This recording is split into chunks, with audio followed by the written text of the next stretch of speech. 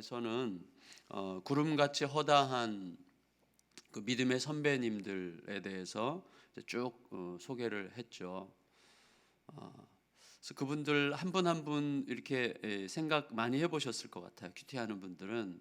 그래서 그 한 분 한 분을 이렇게 찬찬히 들여다볼 때 참 어떻게 했을까 이런 생각을 하게 되는데, 이렇게 정리를 해봤어요. 아주 멀리에 있는 아직 이루어지지 않은 약속들을 바라보고 온 힘을 다해 이제 믿음을 지켜낸 분들이다, 이제 이렇게 소개하는 거잖아요. 한마디로 험한 고개를 한 대여섯 개 넘고 강도 건너가지고 한 대여섯 시간을 한 6-7시간을 걸어가야만 도착하는 교회를 너무나 성실하고 신실하게 빠짐없이 다녔던 어떤 성도를 생각하게 하는 것 같아요. 중국에는 아직도 이제 그런 분들이 계시잖아요. 근데 이제는 약속이 이루어진 거예요. 그래서 교회가 이사 왔어요, 우리 동네로. 그래서 교회가 10분만 걸어가면 되는 곳에 있는 거예요. 그런데 그 10분이 힘들어지기 시작하는 거예요. 그런 거나 마찬가지죠.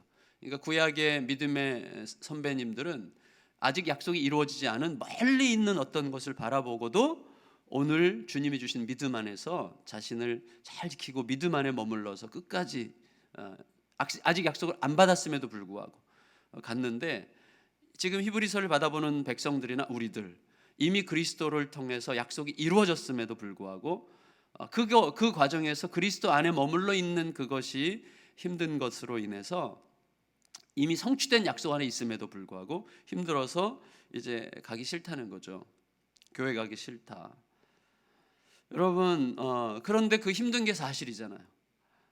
사람들이 너무 힘들어라고 할 때 사실인데 왜 힘들까? 어제 본문 끝에서는 그 저는 다리라는 표현을 썼어요. 저는 다리라는 말이 저는 어제 묵상하다 딱 들어왔는데 저는 다리 때문이라고 생각을 합니다. 저는 다리를 고쳐라 그랬어요. 왜 절죠? 쩔뚝거리는 이유가 뭐예요? 균형이 깨졌기 때문이죠. 왜 균형이 깨졌어요? 약속과 성취. 약속의 말씀이 이루어졌으면 균형이 딱 잡히는 거잖아요. 근데 약속이 이루어졌음에도 불구하고 이루어진 약속의 말씀을 놓고 너무 힘드니까 과거로 돌아가려고 하니까 이게 쩔뚝거릴 수밖에 없는 거죠. 그러니까 다시 과거로 돌아가려고 하면 온전히 걸을 수가 없는 거예요. 이미 이루어졌는데 그 안에 이제 머물러 있어야 되는 것이죠. 저는 또 어떤 의미에서 이 저는 다리라고 하는 것은 우리 개인에게 적용해 볼 때 저는 그리스도 안에서 믿음을 지키는 삶에 대한 상한 마음이라고 생각이 돼요. 상한 마음. 그러니까 믿음으로 가는 길이 알지만 신뢰가 안 가는. 그래서 알아요.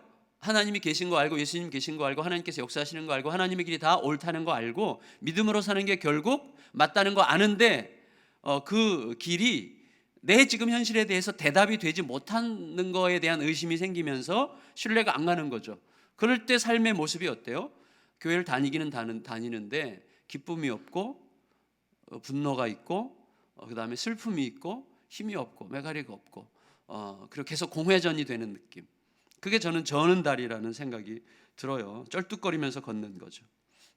우리들이요 이렇게 저는 다리와 같은 이런 어떤 절뚝거리는 마음의 상태를 갖게 되는 굉장히 큰 이유 중에 하나가, 한국 사람들 특히 가장 큰 이유 중에 하나가 인지 왜곡이라고 하잖아요. 인지 왜곡이라는 게 뭐냐면, 제가 이렇게 설교하면서 이렇게 쳐다봤는데 어떤 분은 자기 마음속에 이제 인지 왜곡이 돼가지고 속에 좀 어떤 불편함이 있어가지고 목사님이 나를 되게 미워하시나 보다 이렇게 생각하는 거죠. 그리고 그냥 그 사람은 습관적으로 큰 소리로 말하는 건데 왜 이렇게 나한테 화를 낼까? 또 이제 멍하게 딴 생각하느라고 딴 데 봤는데 저분은 왜 이렇게 나를 무시하지? 이런 식의 인지 왜곡이 생기는 거예요. 이게 그리스도와 우리와의 관계도 마찬가지인 거죠. 왜 하나님은 말씀하시지 않을까? 아니거든요. 말씀하시거든요. 내가 안 듣는 거고 내가 못 듣는 거고 내가 귀 기울이지 않는 거거든요. 그러니까 신앙에서 믿음이, 하나님은 살아계시고 옳으시고 바르시고 이 모든 것들에 대해서 왜 내가 자꾸 왜곡되게 생각해서 쩔뚝거리는가 하면, 하나님의 일을 하나님의 편에서 하나님의 마음으로 생각하는데 내가 너무 훈련이 안 됐고 모든 상황을 다 내 중심으로 생각하는 그런 것에 너무 길들여져 있기 때문이거든요. 내 중심으로 생각하는 거예요. 다 내가 경험해왔던 거, 내가 생각하는 거, 내 기준, 내 생각에 의해서 모든 걸 판단하기 때문에 믿음이 온전하게 내 속에서 딱 균형 있게 자리를 잡지 못하고 쩔뚝쩔뚝 거리는 거예요. 그래서 신앙생활 하는데 쩔뚝거려요. 균형이 있는 사람은요, 이렇게 이게 있어요. 우리의 느낌이 있잖아요. 저분 참 신앙이 잡혀 있구나, 이런 게 있잖아요. 근데 어떤 분은 쩔뚝거리는 거죠. 늘 이리 치이고 저리 치이고 이렇게 되는 것이죠. 그래서 여러분, 근본적인 문제는 하나님을 신뢰하지 않는 거예요. 진짜 하나님을 진짜로 믿지 않는 거죠. 믿지 않는다는 게 아니라 믿는데 그 믿음이 온전치 않아요. 그래서 하나님께서 하시면, 전에 제가 그런 말씀 드렸잖아요. 철석같이 믿었는데라는 말은 우리는 할 자격이 없다는 거죠. 하나님은 어떤 경우에도 우리를 붙들어 주시는데 그게 철석같이거든요. 우리는 철석같이 믿었는데 아닌 것 같아. 그 말은 내가 원하는 생각과 기준에 따라서 행동하는 한에서 해줄게죠. 하나님에 대해서 딱딱 그러는 거예요. 구약의 이스라엘 백성들과 똑같죠. 하나님이 내 현재의 필요를 채워주는 한에서만 하나님은 내가 신뢰할 수 있는 하나님입니다라는 고백을 하면서 광야 생활을 한 거고, 그게 믿음 없는 삶이라는 거였죠. 내가 생각하는 기준에 맞는 어떤 객관적 조건이 있을 때만 믿음이 생기는 것은 온전한 믿음이야. 지금 내가 생각지도 못했던 어려움과 불편함과 너무 힘든가, 왜 이런 일이 왔을까 라고 생각할 때 그 안에서 하나님 무엇을 하시려고 하는가를 계속 생각할 수 있어야 되는 거죠. 그러면서 하나님은 결국은 오르실 거야. 하나님은 결국은 하나님의 위대한 일을 이루어 가실 거야. 내가 생각하지 못했던 것을 주님 알게 하여 주옵소서. 이렇게 하면서 균형이 이제 잡혀가는 것이 아니겠어요? 그래서 하나님을 신뢰하게 되면 어떻게 됩니까? 때려도 사랑이라는 믿음이 서는 거죠. 어제 본문에서 징계 이야기가 나왔잖아요. 때려도 사랑이에요. 때려도 사랑. 하나님의 채찍이 우리를 얼마나 깊게 익어가게 하는지, 우리를 얼마나 깊게 자라게 하는지, 얼마나 깊은 사랑인지를 이제 알게 되는 것이죠. 그래서 때려도 사랑이라는 그것이 우리로 하여금 하나님을 향해서 거룩하게 만들어가는 유일한 길이라고 이야기했어요. 때려도 사랑. 좀 맞아야 돼요, 우리가. 저도 좀 맞아야 돼요. 제가 맞으면서 크는 거예요. 정말 그런 걸 느껴요. 이 손봉호 박사님이 쓰신 고통의 의미라는 책을 보면 우리의 인생의 가장 의미 깊은 깨달음은 항상 고통 속에서 왔다.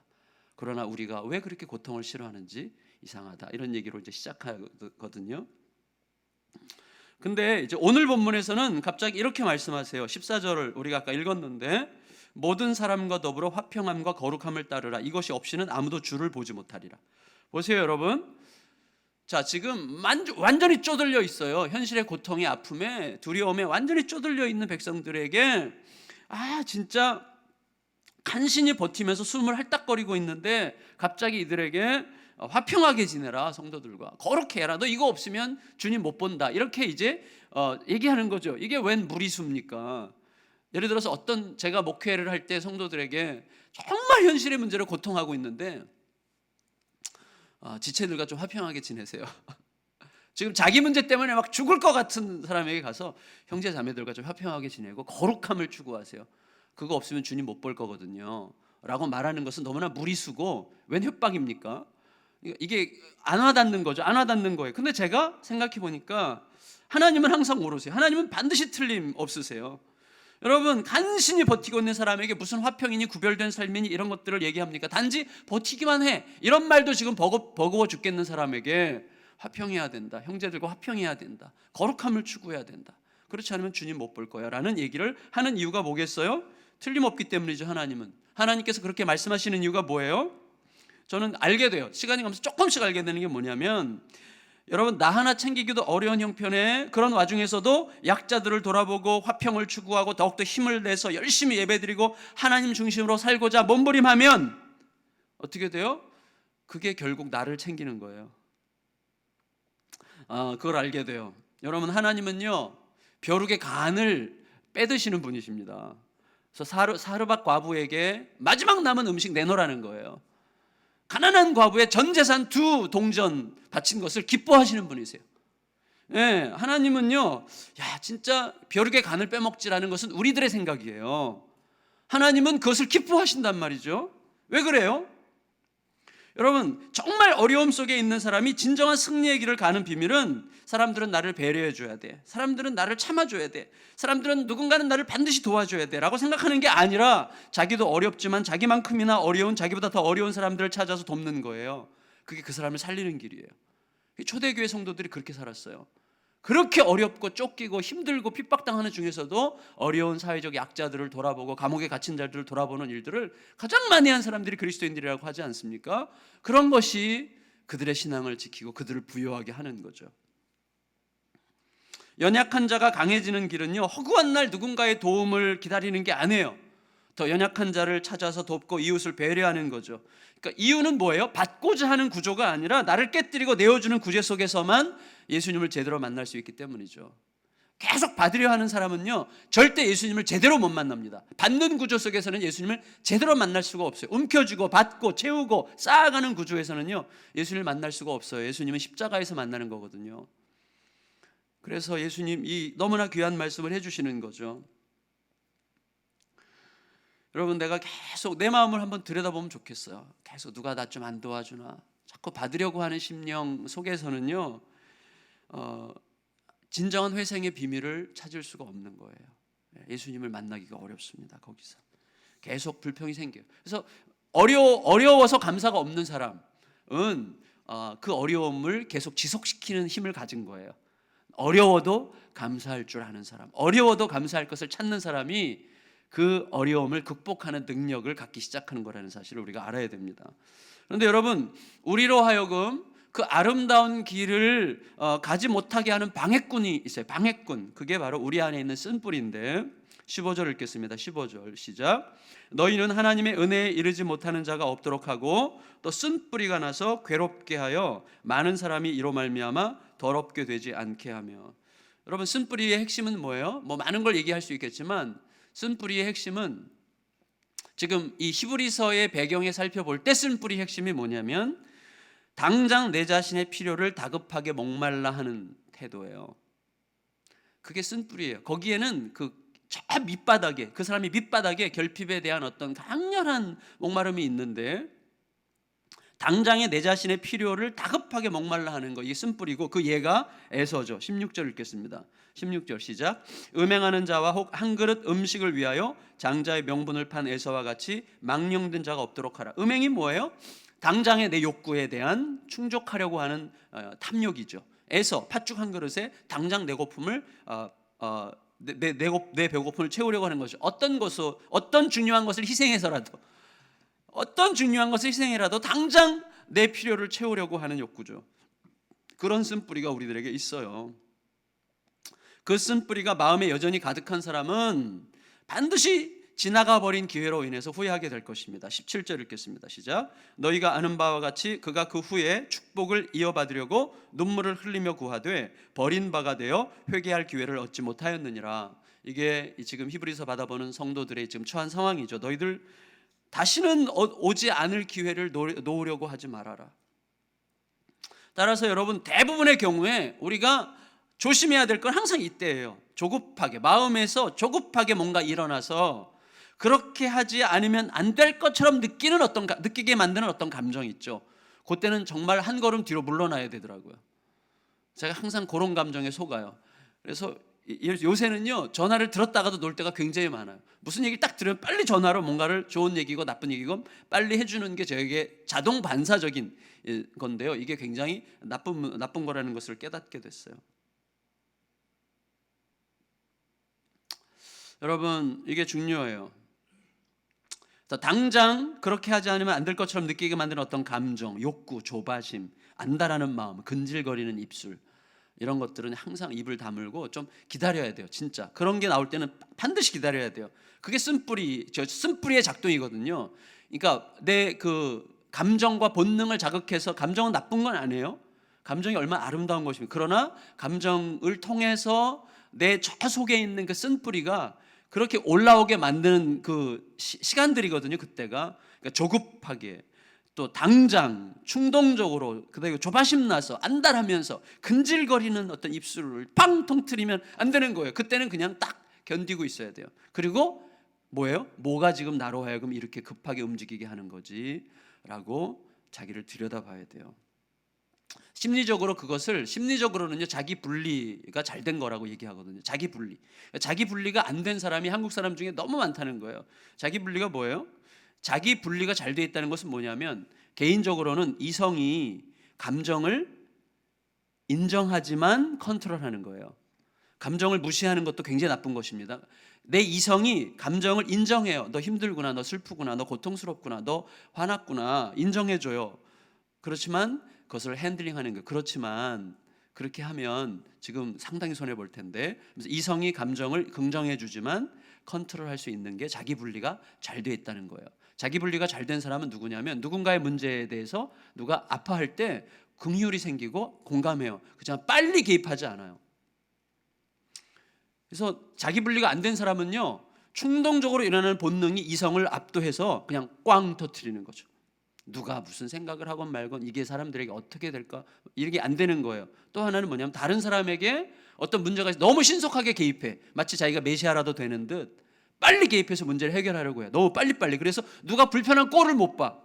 이렇게 공감하지만 들여다보고 뭐지, 어떻게 해야 되지? 라고 생각할 수 있는 시간이 있어야 되는 거거든요. 이게 영적 성숙이랑 굉장히 중요한 거예요. 무슨 문제가 생겼을 때 그것을 자꾸 하나님 앞으로 가져가서, 내가 무언가를 빨리 하려고 하기 전에, 뭔가 빨리 결정하려고 하기 전에 하나님 앞으로 자꾸 가져가서 하나님 앞에 물어야 돼요. 어떤 사람의 문제도 내가 빨리 개입하기 전에 하나님 앞에 고요히 생각하면서 이게 뭔가 어떻게 해야 됩니까? 라고 물어야 되는 것이죠.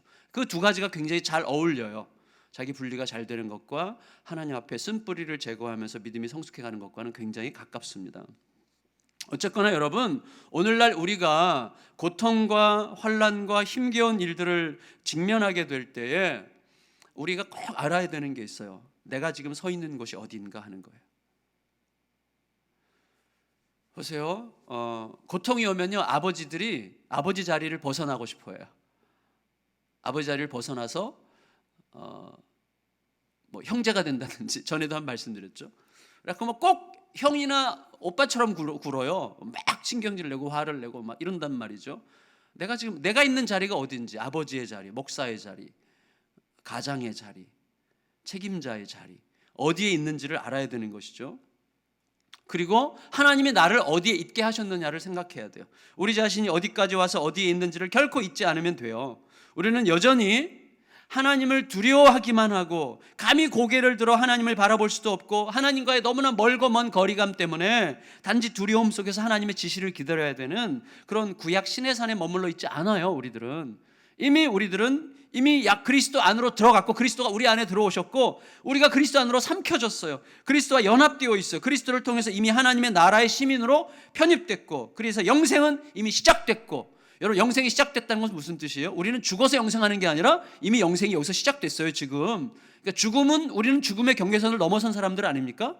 예수님이 말씀하셨어요. 나를 믿는 자는 죽어도 살고. 여러분, 죽음이 더 이상 경계선이 아니에요. 죽음이 모든 것을 삼키는 게 아니에요. 죽음으로 우리는 더 위대한 것을 얻는, 영생의 영광을 얻는 거예요. 죽음이 우리에게 어떤 종류의 손실도 가져오지 않아요. 죽음이 모든 것을 삼키는 게 아니고, 죽음으로 모든 것을 잃어버리는 게 아니라, 죽음으로 우리들은 모든 것을 더 위대하게 얻는 것이죠. 죽어도 살고 죽음을 통해서 영원한 영광 가운데 들어가게 되는 자들이, 그게 우리 속에 실제가 되어야 됩니다, 여러분. 그게 실제가 되면 이 땅에 살아가는 우리들의 모든 삶이 완전히 다른 관점이 되는 거예요. 완전히 다른 관점이 되죠. 우리는 이미 그렇게 부름받았다는 거예요. 우리의 자리가 거기라는 거예요, 거기. 나는 오늘도 영생의 연장선상에서 살고 있는 중이고, 하늘에 속한 자로 이미 영광스럽게 살고 있는 거예요. 당장 지금 여기서 얻게 되는 고통과 아픔과 환난, 이런 것들 때문에 그 어마어마한 내가 이미 자리한 그 자리를 떠나서 아무것도 아닌 것처럼 돌아서려고 하는 어리석음에 절대로 빠지지 말라고 얘기하고 있는 것이죠. 우리는 이미 영생에 삼켜져서 영생과 하나님의 영광과 하나님 나라의 백성 가운데 편입되어 있는 것입니다. 따라서 모든 고통스러운 시간 앞에서 꼭 기억해야 돼요. 나는 지금 어디 있는가? 이 모든 손실이 나를 어떻게 할 수 없어요. 그걸 여러분 진짜 믿으셔야 됩니다. 진짜로. 아멘. 아멘이 조금 좀 부족해요. 속으로 크게 하셨죠, 속으로. 그게 18절에서 23절 말씀이죠. 18절부터 23절을 그렇게 생각하면서 다시 한번 읽겠습니다. 시작. 너희는 만질 수 있고 불이 붙는 산과 침침함과 흑암과 폭풍과 나팔 소리와 말하는 소리가 있는 곳에 이른 것이 아니라 그 소리를 듣는 자들은 더 말씀하지 아니하시기를 구하였으니 이는 짐승이라도 그 산에 들어가면 돌로 침을 당하리라 하신 명령을 그들이 견디지 못함이라. 그 보이는 바가 이렇듯 무섭기로 모세도 이르되 내가 심히 두렵고 떨린다 하였느니라. 그러나 너희가 이른 곳은 시온산과 살아계신 하나님의 도성인 하늘의 예루살렘과 천만 천사와 하늘에 기록된 장자들의 모임과 교회와 만민의 심판자이신 하나님과 및 온전하게 된 의인의 영들과 새 언약의 중보이신 예수와 및 아벨의 피보다 더 나은 것을 말하는 뿌린 핀이라. 너희가 여기에 속했다. 지금 너희는 이미 소속이 옮겨졌어. 너희 어디에 있는지 정말 잊지 마. 이렇게 얘기하시는 거예요. 그런데 성도 여러분, 우리가 어디 서 있는지를 자꾸 확인하는 동안에 담대해질 수 있어요. 담대해질 수 있습니다. 그러나 우리는 연약해요. 그 연약함이 어떤 작동을 하는가 하면 담대함은 곧 안일함과 교만함으로 쉽게 바뀝니다. 그게 우리들이죠. 담대함과 교만함의 경계선이 애매해요. 우리들은 담대함과 안일함의 경계선이 애매해요. 일단 담대해지면 안일해지고 담대해지면 교만해져요. 우리들의 이 경계선이 너무나 애매해요. 그 연약함이 우리들의 죄성이죠. 그래서 하나님은 우리를 긴장 관계 속에 있게 하시는 거예요. 여러분, 우리는요 하나님의 두려우심에 대한 긴장감을 잃지 말아야 돼요. 25절 26절 읽겠습니다. 시작. 너희는 삼가 말씀하신 일을 거역하지 말라. 땅에서 경고하신 일을 거역한 그들이 피하지 못하였거든 하물며 하늘로부터 경고하신 일을 배반하는 우리일까 보냐. 그때에는 그 소리가 땅을 진동하였거니와 이제는 약속하여 이르시되 내가 또 한 번 땅만 아니라 하늘도 진동하리라 하셨느니라. 무슨 말씀이에요? 하나님이 우리를 그렇게 영광스러운 소속으로 옮기셨지만 그것 때문에 우리가 너무 안일해서 하나님을 만홀히 여길 수 있어요. 하나님을 두려워하는 마음을 잃지 말아야 되는 것입니다. 여러분, 저는 이렇게 생각해요. 자주 하나님은 아버지세요. 그러나 동시에 세계를 경영하는 세계 통치자이시죠. 창조주의 통치자이시죠. 자, 우리가 위로받는 건 뭐예요? 세계의 창조주요 통치자이신 그분이 내 아버지가 되신 사실 때문에 우리는 엄청난 위로를 받습니다. 그러나 그 위로가 우리를 안일하게 만들 수 있어요. 그래서 우리가 꼭 기억해야 될 것은 내 아버지가 만유의 통치자라는 사실을 또 잊지 말아야 돼요. 같은 말인데 다른 말이에요.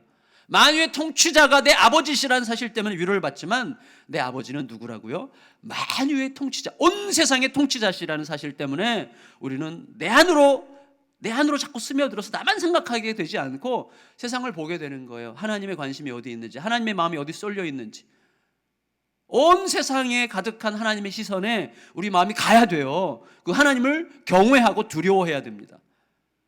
만유의 통치자이신 그분이 내 아버지시라는 사실로 우리는 위로받고 내 아버지가 만유의 통치자라는 사실 때문에 우리는 경외감을 갖게 되는 거죠. 이 경외감과 두려움, 동시에 하나님에 대한 이런 긴장적 관계뿐만 아니라 내 안에서의 긴장적 관계죠. 나를 받아주심 때문에 위로와 안위를 받지만 결국 하나님의 공의 앞에서 나는 죄인이었고 정죄받은 자였고 나는 구제받을 길이 없었던 자였다는 사실을 다시 상기함으로 내 안에서도 긴장감이 사라지지 않도록 하는 것이 굉장히 중요한 것입니다. 그래서 그거를 오늘 28절에 이렇게 멋있게 표현했어요. 28절 읽겠습니다. 시작. 그러므로 우리가 흔들리지 않는 나라를 받았은즉 은혜를 받자. 이로 말미암아 경건함과 두려움으로 하나님을 기쁘시게 섬길지니. 굉장히 묘한 표현이죠.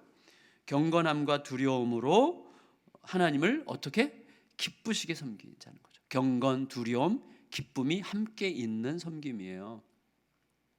하나님에 대한 섬김은 이 균형이 항상 깨지거든요. 우리들은 하나님에 대한 경외감과 하나님에 대한 기쁨과 사랑과 이 두 가지가 항상 우리 속에서 균형을 이루어서 깨지지 않는, 그래서 쩔뚝거리지 않는, 절름발이가 되지 않는 균형 잡힌 믿음 위에서 확고하게 걸어가는 우리들의 삶이 되기를 예수님의 이름으로 축원합니다. 아까 불렀던 찬양